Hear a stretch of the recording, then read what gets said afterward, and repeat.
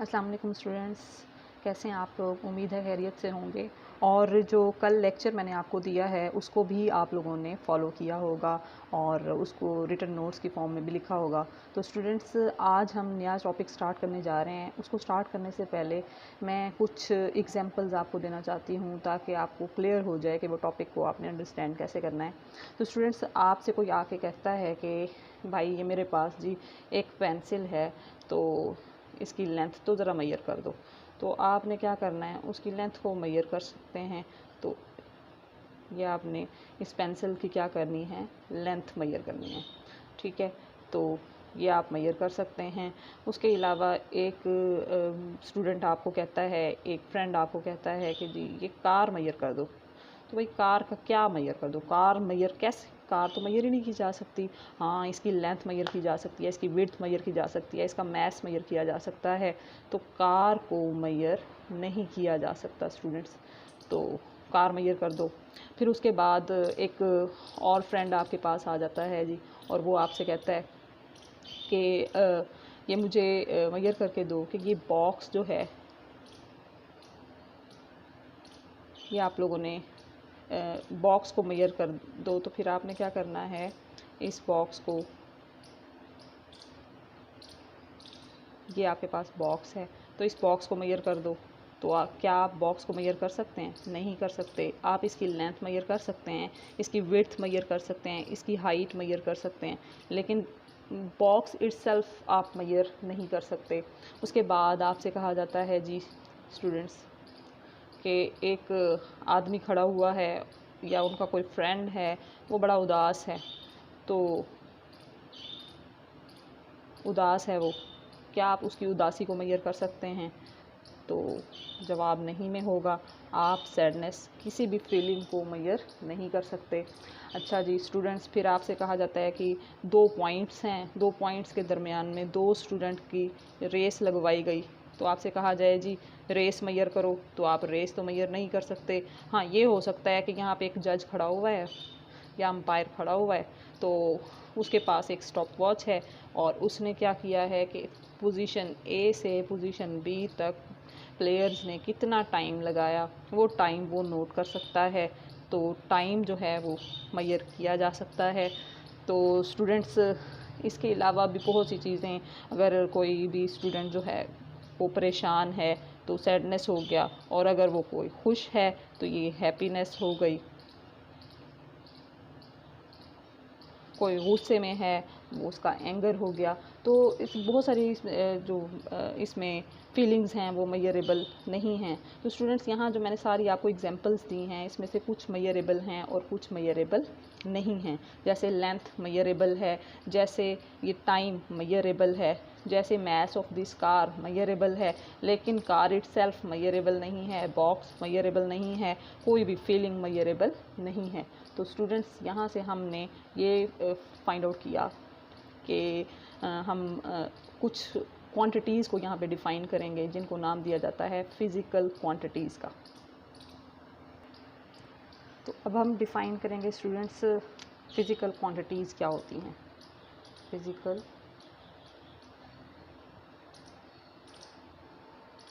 Quantities, ये आज का हमारा टॉपिक है, physical quantities.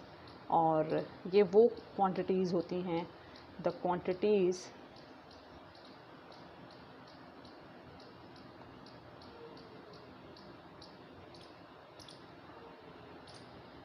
which can be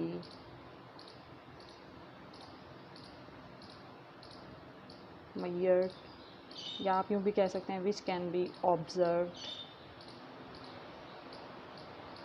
as well as measured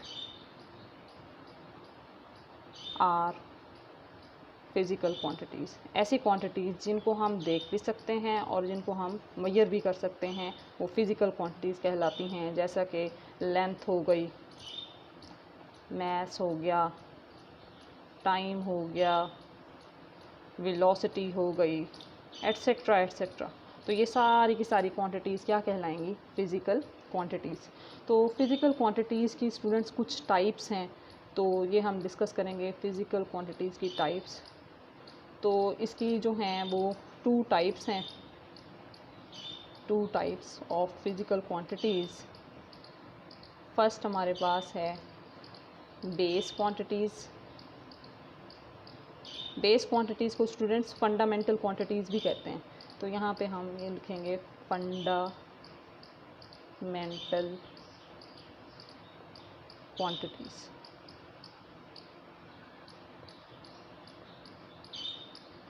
fundamental quantities या बेस क्वांटिटीज़। अब बेस क्वांटिटीज़ क्या होती हैं? ये वो क्वांटिटीज़ होती हैं, the quantities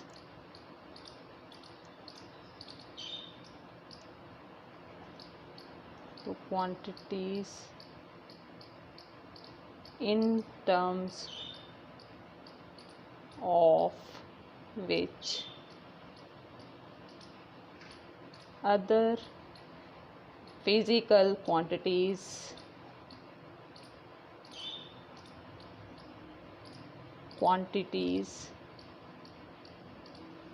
can be measured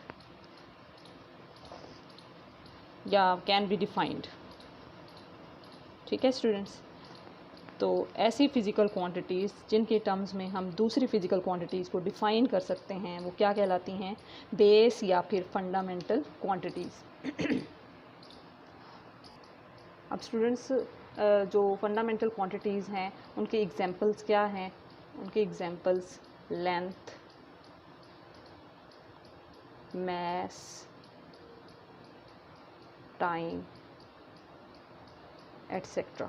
ये सारी की सारी जो क्वांटिटीज़ हैं ये क्या हैं? फिज़िकल फंडामेंटल या बेस क्वांटिटीज़। अच्छा, उसके बाद जो दूसरी टाइप है इसकी, ये फर्स्ट टाइप थे और ये सेकंड टाइप इसकी क्या है? Derived quantities. डिराइव्ड क्वांटिटीज़, जैसा कि नाम से ज़ाहिर है ये वो क्वांटिटीज़ हैं जिनको हम बेस क्वांटिटीज़ से डिराइव कर लेते हैं। ठीक है स्टूडेंट्स,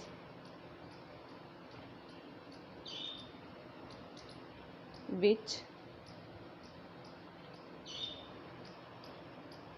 या whose definitions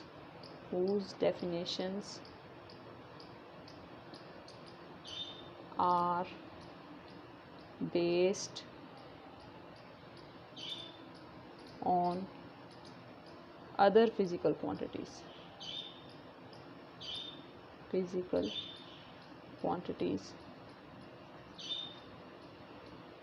अब जैसे इसकी मिसाल हो गई, for example, EG stands for example या ग्रेशिया।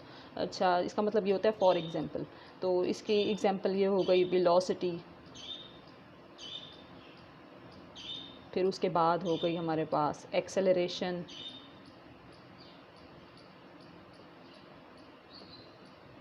फोर्स हो गया।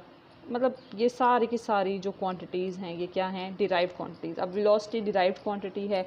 अच्छा स्टूडेंट्स, ये डिराइव्ड जो क्वांटिटीज़ हैं इनका एक अलग से लेक्चर होगा, उसमें हम और ज़्यादा डिटेल के साथ पढ़ेंगे कि डिराइव्ड क्वांटिटीज़ को डिराइव्ड क्यों कहा जाता है।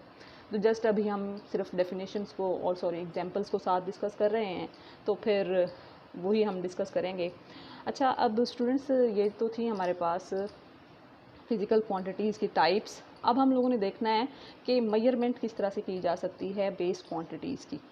तो मेजरमेंट करने के लिए हम अब देखेंगे, मेजरमेंट ऑफ बेस क्वांटिटीज़ को डिस्कस करेंगे। तो मेजरमेंट ऑफ बेस क्वांटिटीज़ से पहले मेजरमेंट क्या होती है ये अब हम पढ़ेंगे कि मेजरमेंट की डेफिनेशन क्या है।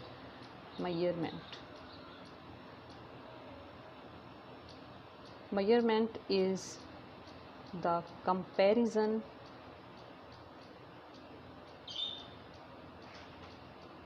of a quantity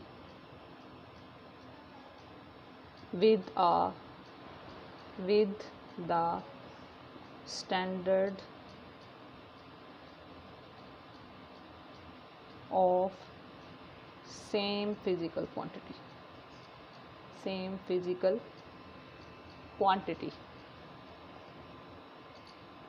तो स्टूडेंट्स ये है हमारे पास मेजरमेंट की डेफिनेशन। अब हम लोगों ने देखना है कि मेजरमेंट ऑफ बेस क्वांटिटीज़ जो है वो किन स्टेप्स को फॉलो करती है। तो मेजरमेंट ऑफ बेस क्वांटिटीज़ के देयर आर टू स्टेप्स। अब कौन कौन से स्टेप्स हैं? सबसे पहला स्टेप तो ये है choice of standard.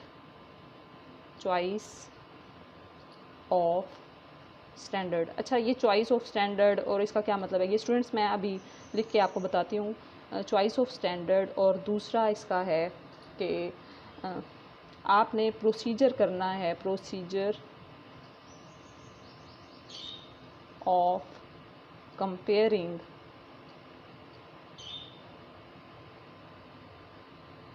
the quantity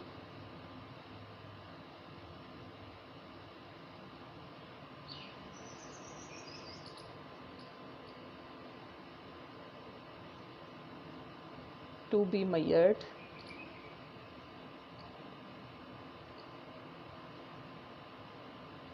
with standard।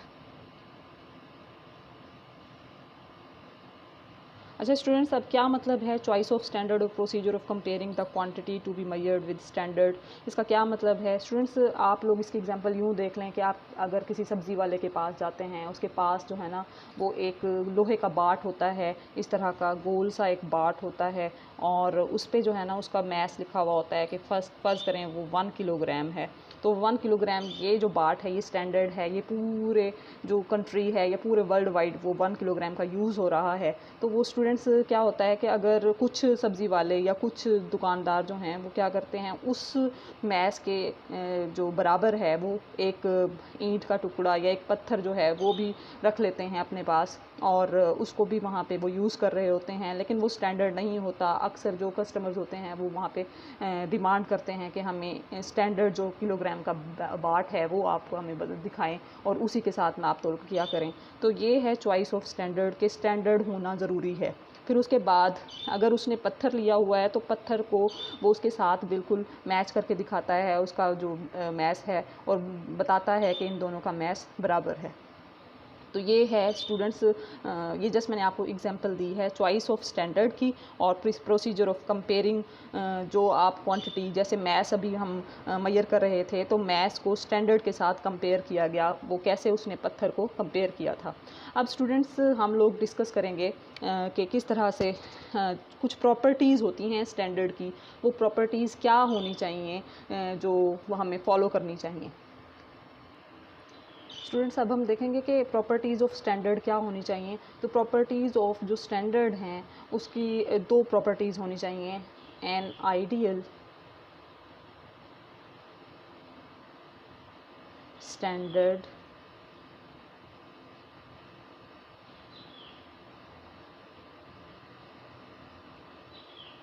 Has two properties या टू करेक्टरिस्टिक्स। तो ये स्टूडेंट्स आपसे शॉर्ट क्वेश्चन में भी पूछा जा सकता है, व्हाट आर द करेक्टरिस्टिक्स या प्रॉपर्टीज़ ऑफ स्टैंडर्ड। तो आपने ये दो बतानी हैं। तो क्या होनी चाहिए? इट शुड बी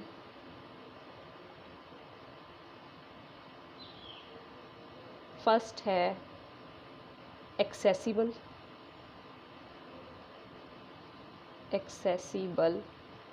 और एक्सेसिबल का क्या मतलब होता है? जो हमारी पहुंच में हो, जिस तक रसाई मुमकिन हो, जो हमारी पहुंच में हो। और दूसरा जो हमारे पास स्टैंडर्ड की प्रॉपर्टी है वो क्या है? इनवेरिएबल।